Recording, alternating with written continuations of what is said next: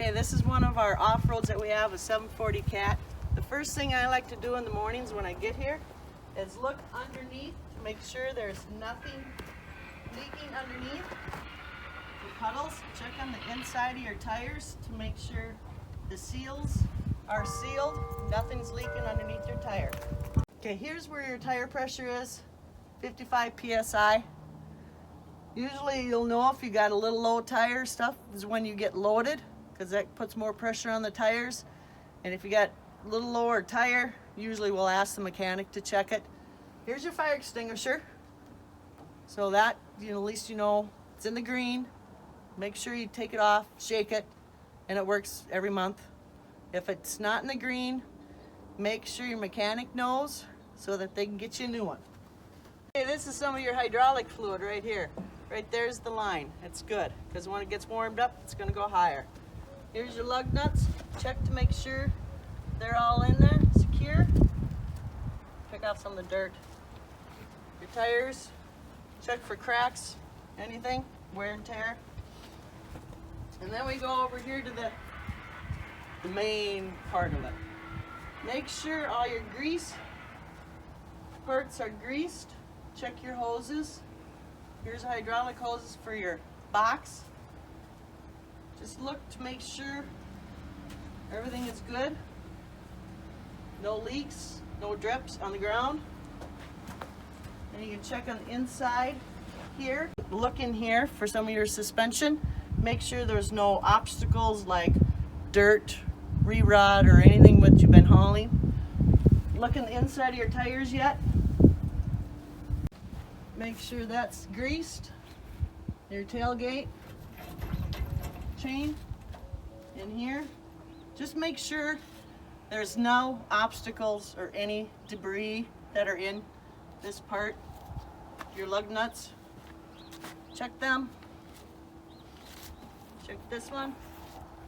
Keep looking up. Tailgate shut. Then you'll come back in the truck. Here's your backup lights. Make sure they're cleaned off. So when you back up, make sure there's some grease in here. Brake lights, this is your backup horn. Still check the inside of your tires. Check to see if there's no debris or anything in your suspension here. Same thing on this side. Look up, make sure there's no cracks in your tailgate arm. Make sure that's getting greased. Your chain, your lug nuts. There's some dirt, but checking the inside of the opposite tires to make sure there's no leakage of their seals. You still want to check this side to make sure your hydraulic hoses are good. There's grease where it's supposed to be. Check so there's nothing dripping yet down on the ground. More grease. And all the parts that move. And sometimes you'll want to take a look up front here for your suspension.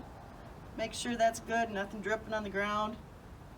Always look on the ground just to make sure there's nothing dripping or anything, and make sure your tires are good. And here's your automatic greaser for this truck. Inside there's a little control that says automatic pump with the little green light on, and if this little pressure gauge over here, you'll see it raise, I don't know how many pounds for sure, but and then the inside you'll see a little arms going around.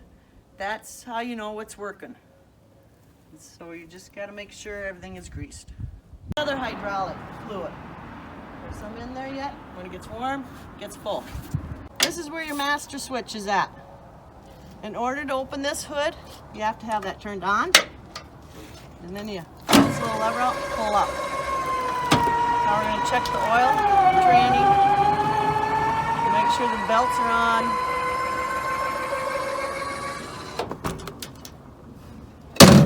Okay, this is the engine. You want to check your hoses. Make sure there's nothing wet in here. Check the oil. It's right here. Pull her out. Looks good. And then your tranny is right here. Okay, this is your antifreeze. And if you ever need some, so you can see it in the glass sight, as long as you can see it, that should be good, because when it gets warmed up, it expands. But if you ever need any, it calls for the red antifreeze in here. Okay, this is the inside of the cab.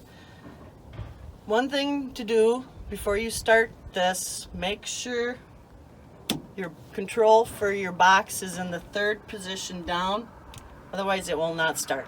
Then what you do is you just turn the key, just like your normal vehicles, and she'll start. All your little icons will come up until your air is up and stuff, but basically that's about it. If you get stuck dumping, make sure they do not push you from the back. The only way you can get out from getting stuck, they'll hook a cable up here. They always have to pull you out from the front. Never get pushed from the back. When you're operating these, make sure you always wear your seatbelt. Make sure your mirrors are adjusted so that you can see the backhoe bucket dumping you, or if you have to back up, make sure you can see who is behind you or the dozer guy behind you. Never dump with your box tilted so much because it causes a rollover. Your box will tip, but you might not tip. And the loader truck's got the right of way. Just make sure you slow down in some of the conditions. It's not a rat race. It's more or less safety.